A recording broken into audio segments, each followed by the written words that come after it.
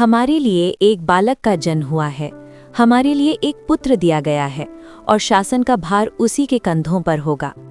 इन Christmas की छुट्टियों में हम पैगंबर यशाया के वचन बार बार सुनेंगे। हमने इन्हें पहले भी कई बार सुना है। आशा है कि ये क्रिसमस आपके लिए भी सार्थक हो। आइए यशाया 19:6 की आयत को और विस्तार से देखें। क्योंकि हमारे लिए एक बालक का जन्म हुआ है। बलगल का अर्थ है बालक। एक बच्चे का जन्म इस संसार में जीने के लिए होता है, लेकिन मसीह का जन्म बलिदान होने के लिए हुआ था। एक बच्चे का जन्म इस संसार के पापों के लिए पीटे जाने के लिए हुआ था। उनका जन्म, मृत्यु, दफन और पुनरुत्थान ही समस्त मानव जाति के उद्धार का एकमात्र मार्ग है। उनका जन्म हमारे जीवन की आशा है, इस संपूर्ण मानवता का उद्धार है। क्रूस पर उनकी पीड़ा हमारे पापों की गंभीरता और हम पर आने वाले दंड की गंभीरता को दर्शाती है। शास्त्रों के अनुसार उनका दफन हमें पूर्ण विश्वास दिलाता है कि हम पाप से मुक्त हो चुके हैं।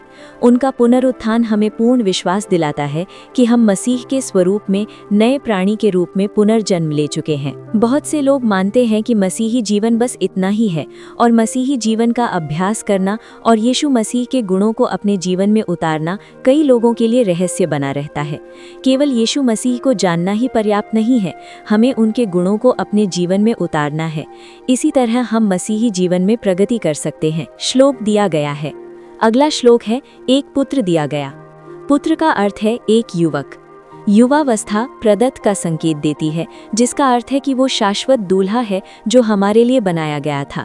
वो पुत्र है जो हमारे लिए दिया गया था, अर्थात दूल्हा। साथ ही इस पद पर ध्यान दें, प्रभुत्व उसी का है, कंधे पर। हालांकि इसके कई अर्थ निकाले जाते हैं, लेकिन प्रभुत्व का अर्थ होता है पर्दा या घूंघट।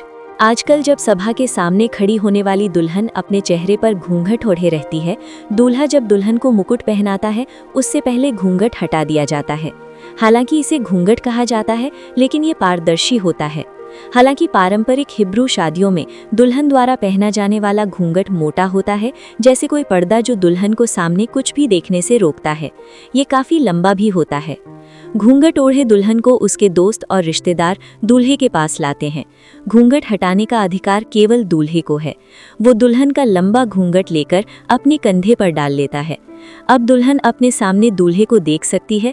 दूल्हा भी घूंघट अपने कंधे पर डाल लेता है और दुल्हन को उसके कमरे में ले जाता है। फिर दुल्हन को दूल्हे के साथ साथ चलना चाहिए। जैसे जैसे दुल्हन और दूल्हे के बीच की दूरी बढ़ती है, दूल्हे के कंधे पर पड़ा घूंघट दुल्हन के चेहरे के सामने आ जाता है। दुल्हन को कुछ दिखाई नहीं देता और वो रास्ता नहीं देख पाती। प्रभु के कंधों पर प्रभुत्व का अर्थ है कि हम नए नियम की कलीसिया, उनके लहू से उद्धार पाए हैं। उन्हीं के द्वारा हमें इस संसार को देखने का अवसर मिला है। जब उनके और हमारे बीच की दूरी बढ़ जाती है, तो हम अंधे हो जाते हैं। उनके प्रकाश में इस संसार को न देख पाने के कारण हम अंधों की तरह कष्ट भोगते हैं। वो हमसे अपेक्षा करता है कि हम उसके अनुरूप जीवन जिएं। ये तभी संभव है जब हमारे मन में दूल्हे के लिए गहरा प्रेम हो। यदि हम ऐसा मजबूरी या भय के कारण करते हैं, तो हम जल्द ही असफल हो जाएंगे।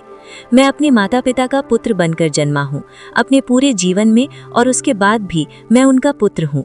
लेकिन मेरा जन्म केवल इसी एक अवस्था के लिए नहीं हुआ था। जब मैं वयस्क होता हूँ तो मैं एक स्त्री का पति बनता हूँ, फिर मैं अपने बच्चों का पिता बनता हूँ। इस प्रकार जीवन मुझे परिपक्व बनाता है और मुझे अन्य अवस्थाओं के लिए प्रतिबद्ध करता है। ठीक उसी प्रकार मसीही जीवन हमें यीशु मसीह के साथ अपने एकता के संबंध में प्रतिबद्ध करने के लिए प्रेरित करता है।